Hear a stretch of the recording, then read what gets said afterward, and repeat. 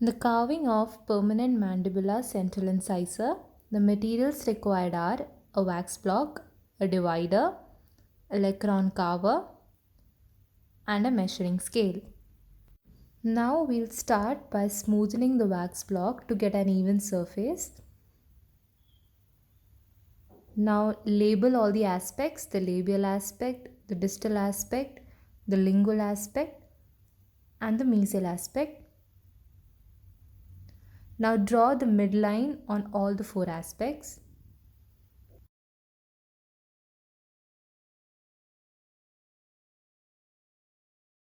Next, we have to mark the crown and the root length on the wax block. So measure 9 mm, that is the crown length, and 12.5 mm, that is the root length, and mark it on the wax block. Then extend the crown and the root length on all the four aspects.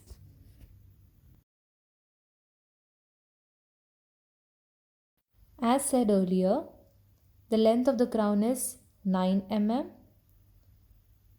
and the length of the root is 12.5 mm. This is the crown, this is the root part.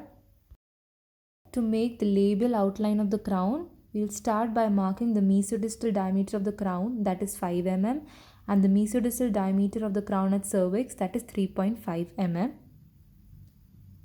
Now join both the dots and make the labial outline of the crown and remove the excess wax from the mesial as well as the distal aspect. Measure 5 mm and mark it on the incisal third of the crown. Then measure 3.5 mm and mark it at the cervix. Now join both the dots and give the labial outline of the crown.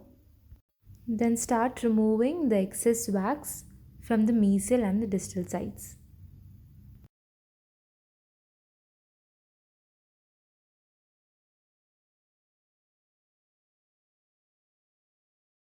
So this is how it looks from the labial aspect. To draw the mesial outline, mark the labiolingual diameter of the crown, that is 6 mm, and the labiolingual diameter of the crown of the cervix, that is 5.3 mm. Now join both the dots and give the mesial outline of the crown. Make sure that the incisal edge is lingually placed. Now remove the excess wax from the labial as well as the lingual aspect. Measure 6 mm and mark it on the cervical third of the crown. Then measure 5.3 mm and mark it at the cervix. Now join both the dots and give the mesial outline of the crown. Then remove the excess wax from the labial as well as the lingual aspect.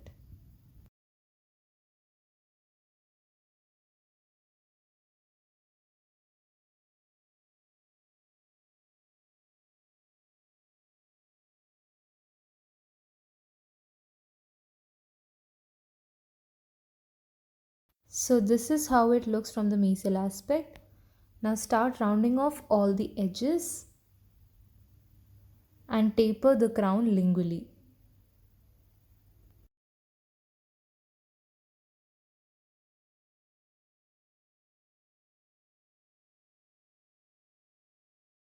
Make sure that the incisal edge is lingually placed to the midline from the mesial aspect. Coming to the lingual aspect, with the help of the other side of the carver, carve a shallow fossa on the incisal third of the crown. Make sure that the incisal and the mesial outline are straight and the distal outline has a slight convergence towards the cervical line. Coming to the root, the mesial outline of the root is straight and the distal outline curves slightly. And we have to remove the excess wax from the mesial as well as the distal aspect. This characteristic of the root helps us in distinguishing between a right and a left mandibular central incisor.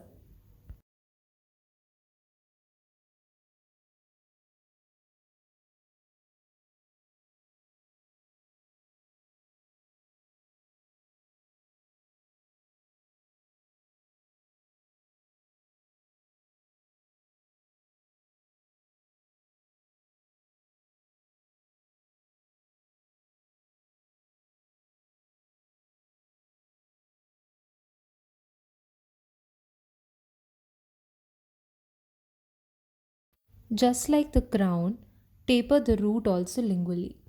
Points to be noted are mesial outline is straight, distally the root curves slightly, and there is a slight convergence near the cervical third of the crown. So this is how it looks from all the aspects. Now to draw the cervical line, start marking the length of the crown. Mesially, the curvature of the cervical line is 3 mm.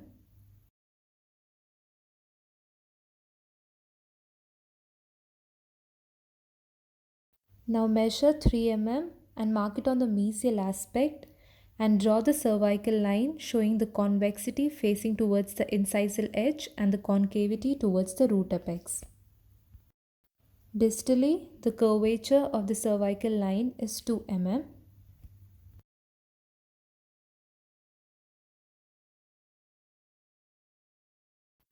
Similarly, measure 2 mm and mark it on the distal aspect.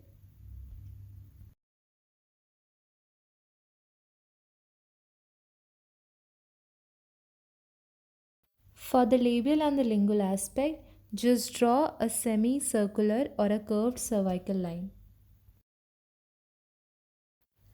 On the distal aspect, with the help of both the sides of the carver, make a developmental depression as well as a developmental groove.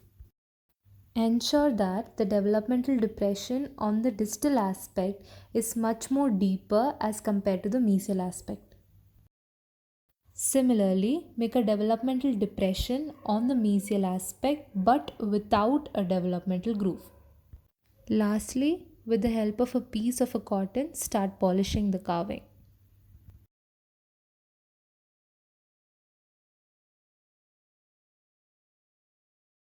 So this is how it looks from the labial aspect, mesial aspect, lingual aspect, distal aspect and the incisal aspect. Difference between the right and the left mandibular central incisor.